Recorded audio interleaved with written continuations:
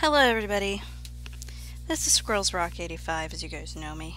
And you may also know that my real name is Joy. So this is going to be a type of draw your life that I do here on my computer.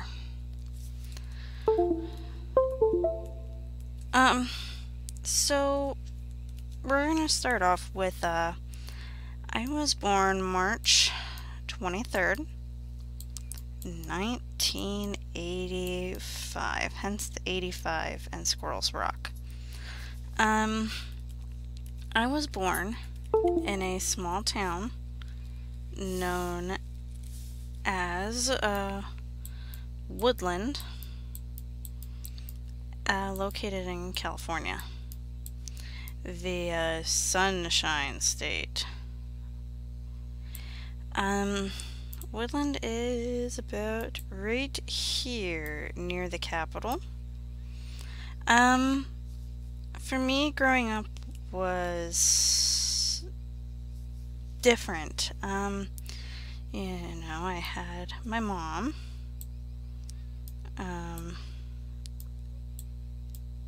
and I had my dad. Back then he had himself a mustache. And I have an older sister who was 11 when I was born. And then there was me, wrapped up in a little burrito. So we weren't your typical family though. Dad had a drinking problem. His favorite drink was vodka. So for Mom, that turned into a lot of sad times. A lot of crying. And for me and my sister, that meant a lot of hiding in our room.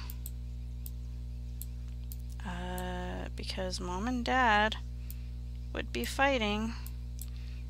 My bed was here, my sister's bed was over here, and there was nothing we could do. A lot of explicitives, a lot of, FUs, and my dad couldn't help it. He was depressed. My dad at one time tried to take a shotgun. That's a pretty bad shotgun, I know. And he tried to kill himself. And he also tried to stab himself with a knife. My dad at one time was 5150, which is a hold on individuals who are not quite right in the brain. My dad also did work a lot though. At that point he was put on house arrest. So he had an ankle bracelet, but they still allowed him to go to work. He would ride a bicycle to and from work. And Mom also worked. Mom had herself a 1964 and a half Ford Mustang. I loved that card. It was my favorite of all the cars they ever had. And that was one my mom used to take to work. She used to work at the 98-cent store as a manager, and then they were bought out and turned into Dollar Tree. So I spent a lot of time at home. We lived in, it was like a triplex. There was a house, a garage, a house, a garage. And then this house didn't have a garage, but they had an extra big yard. My neighbors weren't always the best. they went from here to here, and then their dogs died because their crazy husband fed them poison, rat poison, and then they moved. But they were somehow distant relatives. The cousin of mine that lived there, he used to try to do stuff with me, sexual stuff. That's when I first started realizing that he probably wasn't the nicest guy to be around. You know, there was a lot of looking in the window at me, and one time he called me on a friend's phone and told me, you know, how hot I was, and then was a mutual friend that we had that I decided I didn't want to talk to anymore. So, but because they went from this house to this house, what happened is this house actually caught on fire. And then that's when they moved over here. Oh, I guess the red doesn't work. There we go. And so then they burnt this house on fire too at one point. So this house also caught on fire. So both of those houses kind of got redone. But when they moved out of that one to that one, somebody new moved in there, and then they moved out there, and somebody else moved in there. When all that had happened, and they were gone, and there were new people living in there, at that point we also had a new landlord. They put the place up for sale. Now, I was a teenager by the time this happened, and I kind of didn't understand what was going on. But I did know that we were going to lose our house because they sold, and then we got an eviction notice. For anybody who doesn't know what eviction is, it's a notice that you get from people who own the building that you're renting, and they kick you out. They said that our house was filthy and disgusting, and you know, it being all those things, they didn't turn my parents into CPS. They just kicked us out because they knew it was untrue. The filth that they were talking about is we had never had our house redone, and so we had like asbestos tiling, which gets dirty and, you know, stuff like that, and it had never been redone. But, you know, as much as my dad kind of fucked things up in my childhood, he did do a lot of good things too. Like, he worked in construction for a while, and he actually, spare materials he was told he could bring home, and he made me an actual life-size dollhouse in my backyard. I loved that. Here's a neighbor's fence, and then my dad had his motorcycles over here. And he also had put me together a swing set. I had so many memories there. And they all just kind of got washed away. It didn't matter to those people that kicked us out. None of it mattered to them. Growing up, I grew up in Woodland.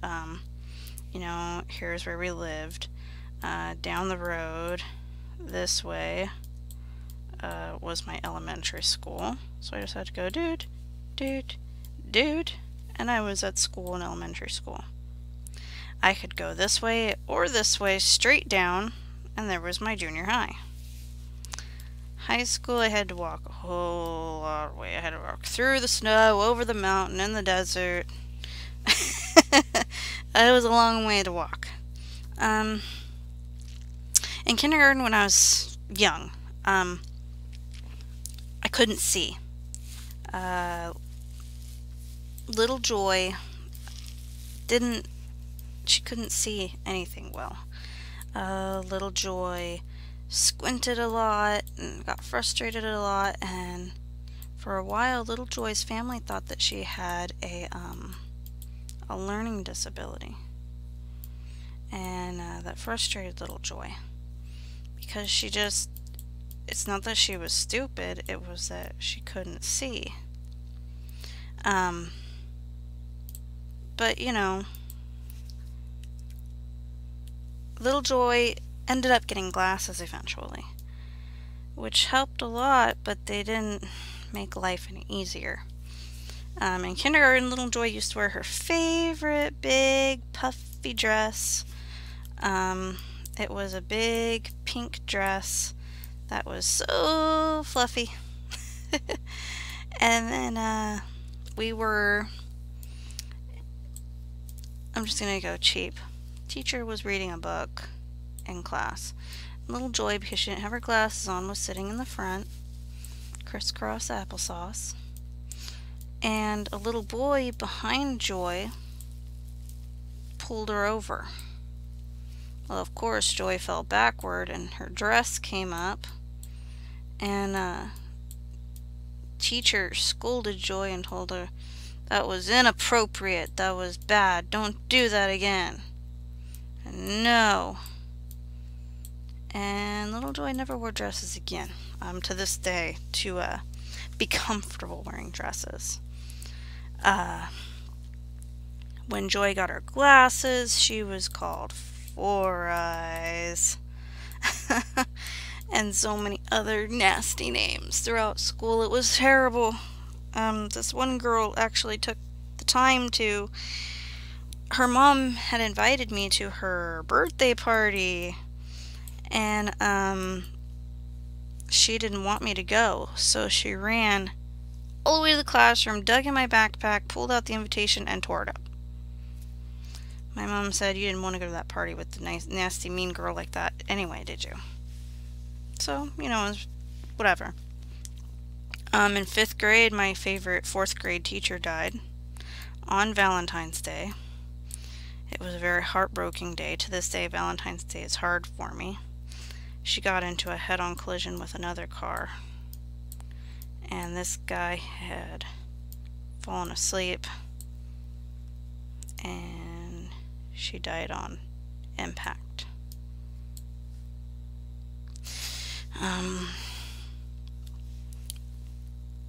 The teachers didn't really care that I got teased a lot. Back when I was in school, bullying was just seen as a thing, a phase that kids went through, and it wasn't important, I guess, to really look at. Oh, the boy likes you, that's why he does that. Oh, the girl just wants to be a friend, doesn't know how, that's why she does that. It doesn't matter. It still sticks with me today. It still sticks. It still bothers me. I was 13 when I got my first boyfriend. And, you know, the day I lost, you know, this, you know, the big thing that kids like to lose, you know, that you spell like this. And I just always kind of tried to consolidate everything that went at home. You know, Dad was a drunk, Mom wasn't around, she was working. My sister got married when I was 11 and moved out. My sister's 11 years older, so it was just me. It was just me with all these feelings and all this emotion and this torment at school that I dealt with every single day. I was alone. I started to grow in school, and I was larger than the other girls. So what did the boys call me? Silicon tits. Yeah. I don't even know if that's how you spell it. That hurt. Because here I was going through something that was a huge transition in my life as a female, and I was being basically put down for it. I was actually in 4th grade when I first started hitting puberty, and you know, rewinding a little bit, I was in front of the class in white pants when all of a sudden, you know, things happened, and yeah, if that's any kind of sign as to what happened, you know, it was everywhere. It went down my leg, and that was when my social anxiety first became a thing for me. I didn't really know what it was until I was much older, but I became recluse. I was depressed. I tried suicide. I wanted to. My mom was the only thing that kept me from killing myself, and I would scream at her so many times, "Why did you stop me? What purpose do I have in life? What was my reason for being on this earth? Why did you let me be born?" When I was born, I had issues. I was sick. I was in distress. I was a month overdue, and I was only 6 pounds. And I would always ask my mom, "Why didn't you just let me die? I would have been so much happier if you just let me die." My family wasn't always a lovey, cuddling kind either, so she kind of always just shrugged me off as going through teen years. I joined the wrestling team, which I thoroughly enjoyed. I loved wrestling. I mean, that made me so happy, was wrestling. I got 3 medals, and I did really, really, really good. But then I did freestyle wrestling, which isn't, you know, WWF type stuff. It's like the school wrestling, but without. You could do full Nelsons instead of halves. A full Nelson, the hands go all the way across the head. A half, you're only allowed to have one hand, minus that one. They put me in the wrong weight class, and I messed up my knee. And so wrestling was no more. And then I was sad.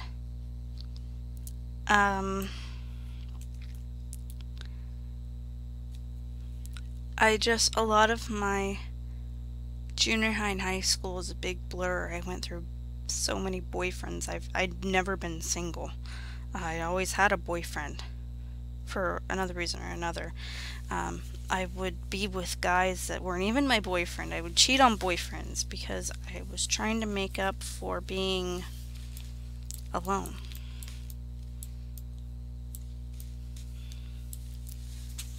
I was just always alone by myself. Just always.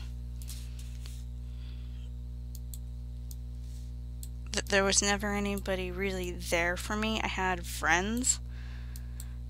But when it came down to me being evicted and being at school, I would sit in hallways to eat my lunch by myself, while everybody else was outside enjoying high school and junior high. I was here by myself eating. I've always had an issue with my weight. I've always wanted to have, you know, the perfect hourglass shape, you know, with the flat stomach and, you know, bikini body and, you know, able to be something. And Sorry, I had a slight interruption there. But you know, this is what I always wanted to look like. You know, this is the joy that I always dreamed of being. And, you know, of course it never happened. And it never will. I have terrible body shape and I hate it. I hate my body to this day. This is no exaggeration by any means of the words exaggeration. This is me. The real me. And it's embarrassing. I hate it. I hate what I look like. I feel horrified and disgusting at what I've become. I have never been thin. I did have my first child when I was 20. He is 10 now. I had my second child when I was 25, and he's 5 now. And so, you know, my body was bound to get ruined. I've also had, both of them were C-sections. I've had to have my gallbladder out. I've had to have a shockwave lithotripsy on a kidney stone that was the size of a quarter. And that's when they pulse little lasers into your body that go through your kidney and destroy it. Let's see, I've had 2 C-sections, shockwave lithotripsy, my gallbladder out. I've had a hysterectomy because I had varicose veins on my uterus and my fallopian tubes and my ovaries. So those are all gone. My gallbladder basically disintegrated in my body and I almost died from it. I've had H1N1. And I was quarantined for like 2 weeks because of that. 1 week in the hospital, 1 week at home. I've had a polypectomy because I had polyps in my stomach and my intestines. I also need to have another surgery on my stomach because I have a hiatal hernia, a large one. That is when your stomach actually goes into your esophagus. I recently had a sort of a slight neck surgery. What they did is, here's my back, and here's my neck, and here's my hairline. They put 3 little dots. They hit the C3, C4, C5, and C6 vertebrae that way. And because I have arthritis in my neck, and I also have a reverse curvature. So here's let's see. Here's the standard neck. So your spine goes like this, and then, you know, you have your head like this. Okay, mine actually goes like this, the opposite direction. I also have fibromyalgia, and I'm trying to think of all the surgeries and stuff that I've had. I have hypertension, I have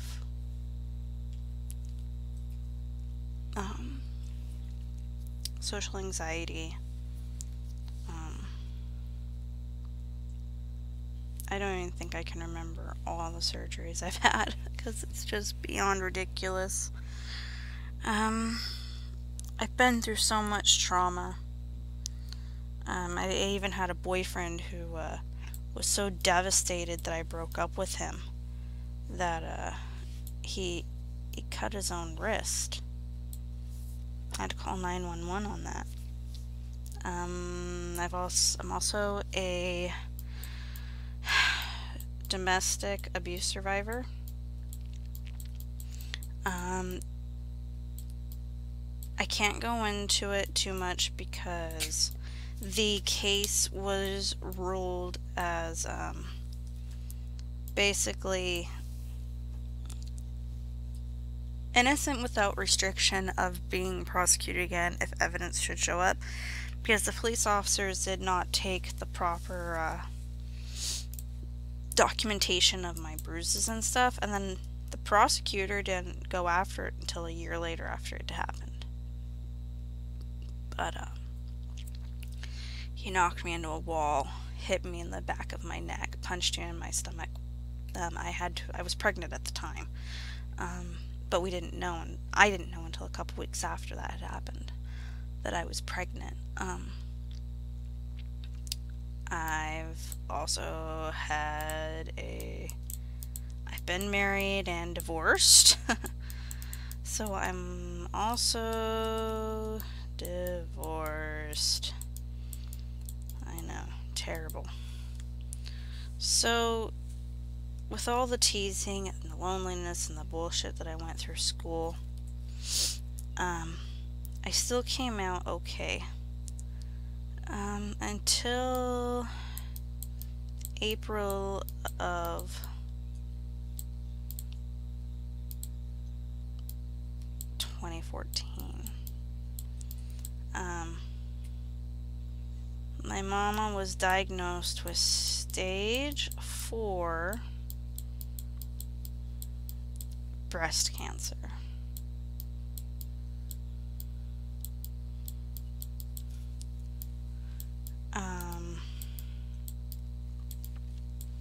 That hit us all really, really hard. I didn't even know how to explain how hard it hit me.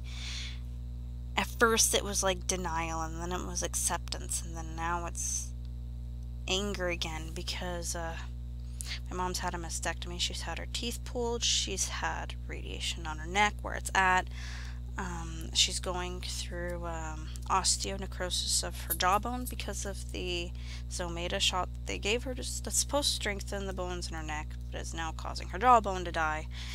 And on top of all that, a lot of you were with me when this happened.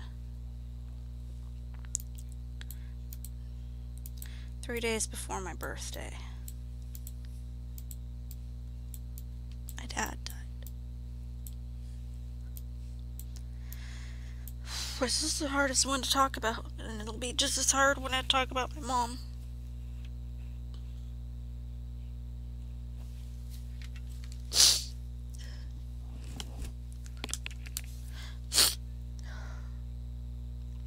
It was 3 o'clock in the morning when my mom came into my room.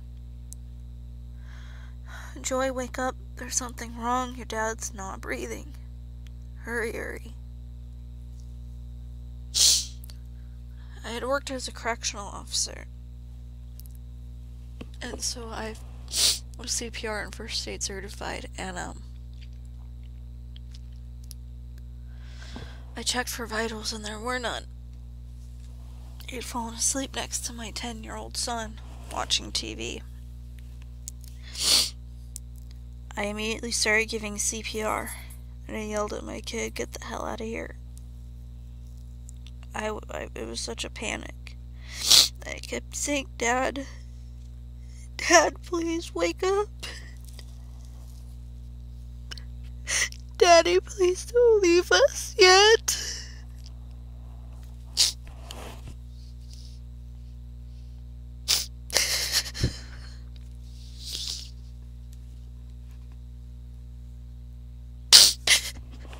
I felt the bones cracking as I pumped his chest.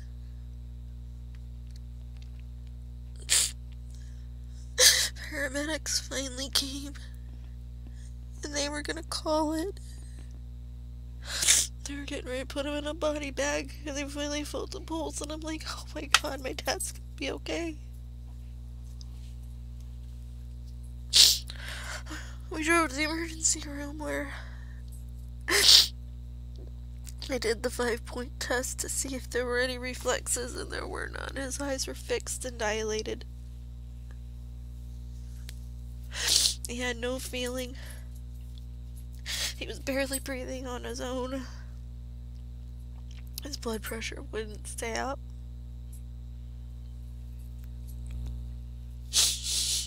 They took him for a CT scan, and that's when they found that he had a severe anoxic brain injury. There are cases, rare cases, where people come out of them, but those are young people. My dad was only 59, but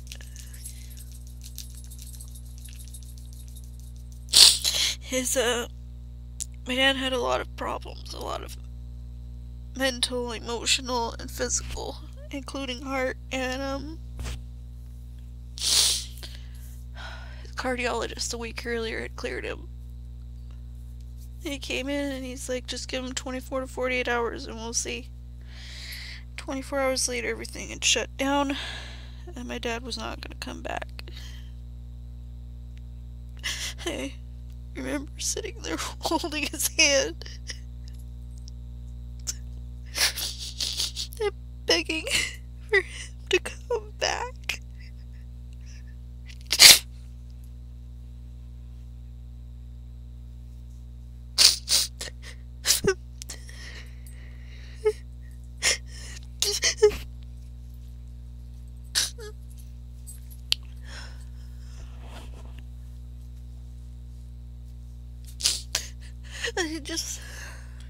I miss my dad so much.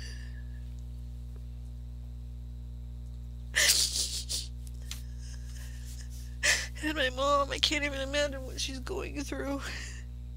She's gonna die anyway, the cancer's gonna take her, and then she has to go through all this by herself. I was my dad's caregiver, and I'm my mom's. But a caregiver can only do so much. I'm gonna miss my mom. When I start going through all these changes and my life starts changing, I'm not gonna have my elderly parents to turn to. I don't know what hurts more. If I had never met my parents, or if learning to love and care for somebody so much just to have them taken away from you in a matter of minutes. My dad wasn't perfect. He was an abusive alcoholic, but he grew up in an abusive home. His home was full of sexual abuse. He was burned by his father on purpose and put into a burn unit for 3 months. My dad would be beat by his parents for no reason. My dad was given money to go buy a brand new pair of Levi's. He came home with the Levi's and then was beat for buying them. My dad didn't know what a pair of underwear were until he was in his 20s. Never been to a restaurant. So you can only imagine growing up in a hell like that, what you're gonna turn out as an adult. But my dad had so much love because he took care of us.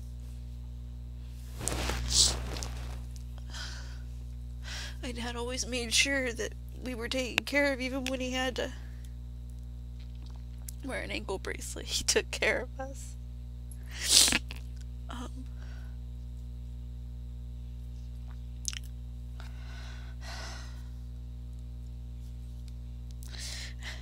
My family left is some family on his side. I've had a cousin commit suicide, and his dad committed suicide, which is what it seems. My grandma passed away, my mom's side, but I still have my grandpa. I have my mom's younger brother, Eric, and his husband, Steve. Yes, he's gay. If nobody likes it, I don't care. You can move on. I have my sister who's married. She has 3 kids. And I have my 2 boys. I just lost my kitty this weekend. Cookie. She was my dad's favorite cat when we first moved in here. 5 years later, I lost my 2 babies, Pippin and Snowy. Pippin was my doggy and Snowy was my kitty. And now I have my Maddie, and I have my older son's cat, Stella, and then I have the little demon cat, baby Clementine, and I have some fish. And then I have you guys. I used to help run a group. I lost all the friends that I had made in that group because somebody hurt my feelings. And I have some pride about me. That person has pride too. They don't want to admit that what they said hurt my feelings. They don't want to feel like it hurt my feelings. They feel like that what they said was perfectly justified and that they're sorry that I basically blew it out of proportion. I'm a human being who has feelings. Right now, my youngest son is going to probably have surgery on his testicles. They're too far up inside his body. My younger son has had his tonsils removed.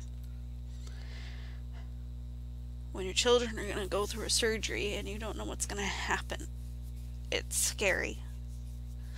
I've already lost so much, and I don't know what I'd do if I lost my babies. I don't know what I'd do. I bet there's so much abuse, so much hate. I was an advocate against this page called I Hate Teen Moms. You can actually find my interview with Como News on YouTube, and you can see the hateful comments too, but Como News is what it's called, and it's the I Hate Teen Moms.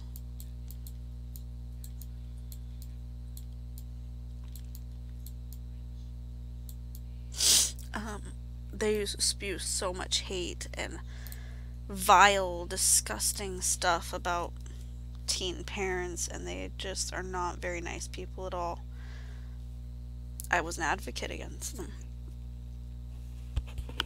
Their big page got turned down, but taken down, but the expense that I paid was having my address put up on Reddit, people trying to humiliate me, hurt me.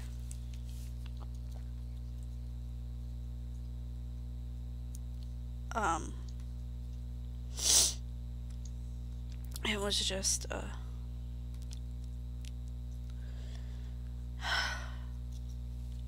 it was bad.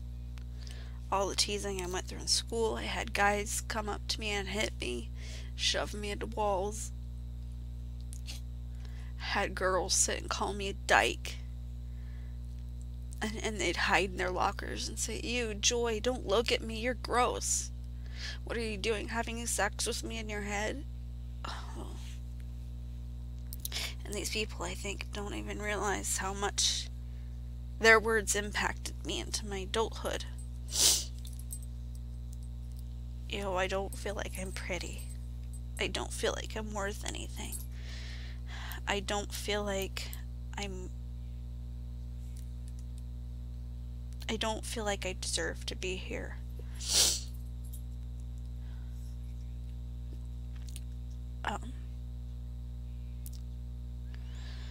My life story is depressing.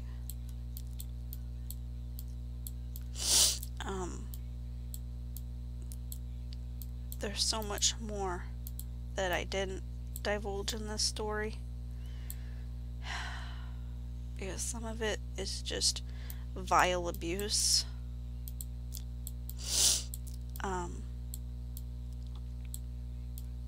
Up to people who took advantage of me recently.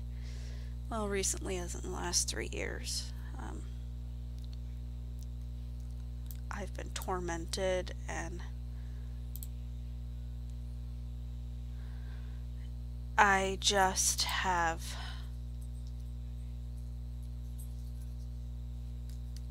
let's see if I can draw it.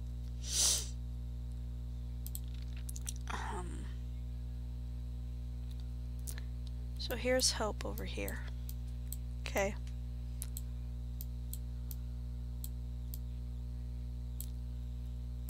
Here's how I see the road to hope.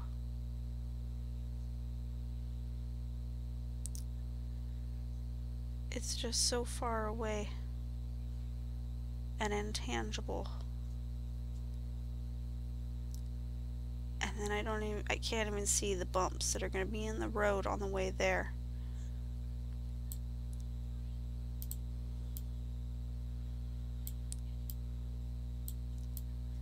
That I just want to give up.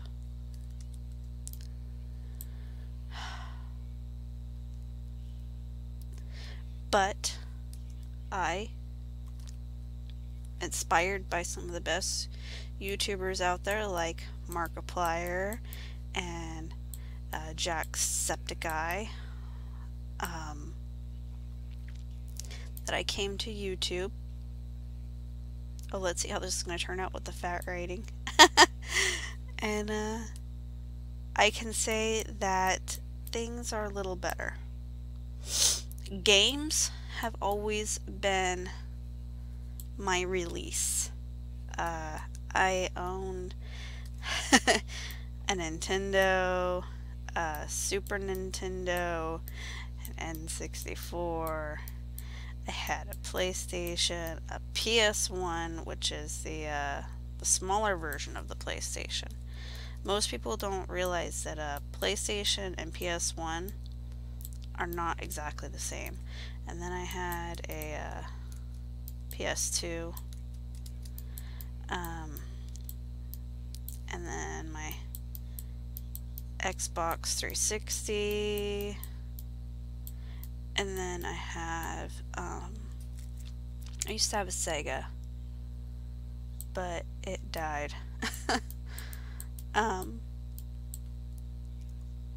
But yeah, I've always, from Super Mario Brothers to Lara Croft climbing through various caverns to Star Wars. Oh my god, the very first Star Wars that came on Super Nintendo.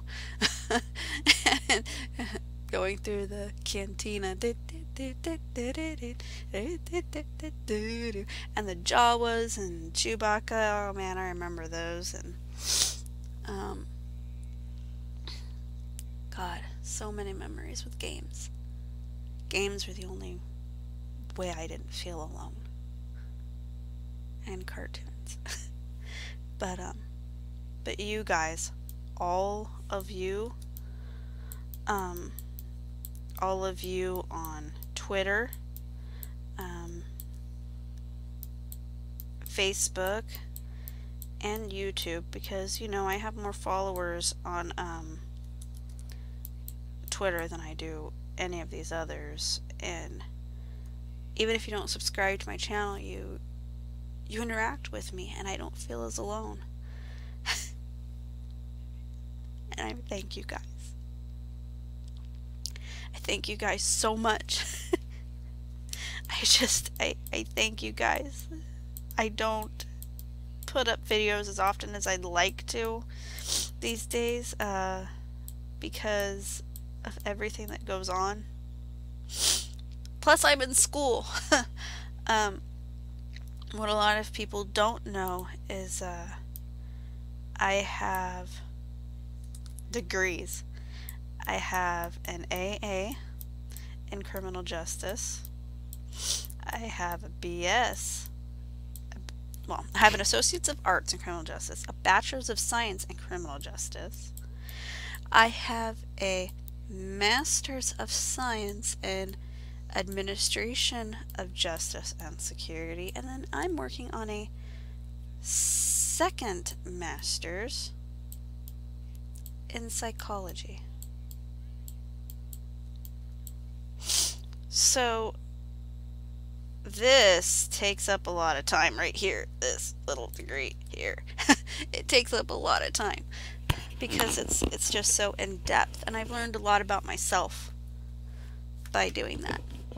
But I'll be $130,000 in the hole when I'm done. But hopefully it'll be worth it. This is going to be probably one of the longest Draw Your Lives you're ever going to see. If you watched all the way through, thank you. If not, I'm sorry it was too long, didn't watch. But I had to get some of my life out there so you guys can understand the space that I'm in and who I am a little bit more. I feel it's very important to understand who it is you're watching. I didn't start doing YouTube for the money. You see a lot of people start YouTube hoping to make big money, like Markiplier, Jacksepticeye, Boogie, PewDiePie, Cinnamon Toast Ken. So many of them that make so much money. That isn't why I started doing it. If I wanted to make money, I would have gone back to work. I do this because it's a release. It's something that I enjoy doing. Monetizing my content makes sure that it's a little bit more secure on YouTube without people stealing it. It's easier to claim, well, it's monetized content that belongs to me. But I don't make any money, like, at all. Like, I haven't seen a dime from YouTube. Like, I see how much I've purportedly made, but it's like a penny a day.